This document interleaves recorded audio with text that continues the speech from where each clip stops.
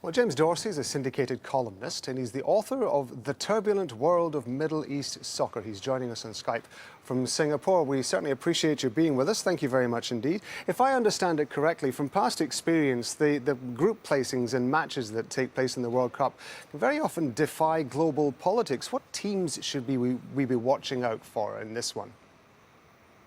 Well, I think that certainly Saudi Arabia, Iran, Egypt, Iceland, those are among the teams that I would certainly watch. And the reason being, Saudi Arabia is for the first time in more than a decade in the World Cup against the background of the kingdom trying to assert its influence within international football politics. The Egyptians are one of the best performing African teams, and they're at the World Cup for the first time in 28 years. The Iranians obviously are one of Asia's best teams. And if both Saudi Arabia and Iran were to get out of the group stage, you could actually see a clash between the two on the soccer pitch in Russia against the backdrop of their rivalry. And Iceland, for its own reasons, has been a phenomenal performer against the odds in recent years. Looking at it in a wider context, who would you be tipping to be getting into the finals and heading towards the trophy? That's a very hard guess, but I would certainly look at the Europeans. We'll see what happens with Spain with the change of their coach at the very last minute.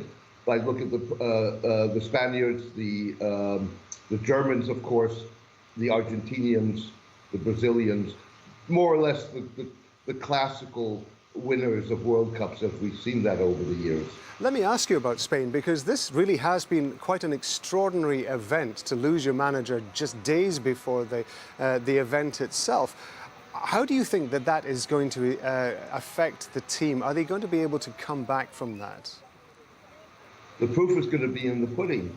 It is a very good team, and they obviously have a lot at stake in this World Cup.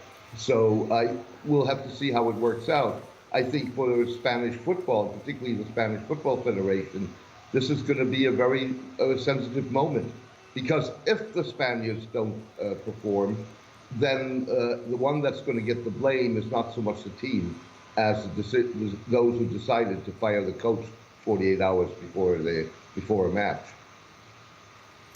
Okay, James Dorsey, author, thank you very much indeed. We appreciate your time. Always a pleasure.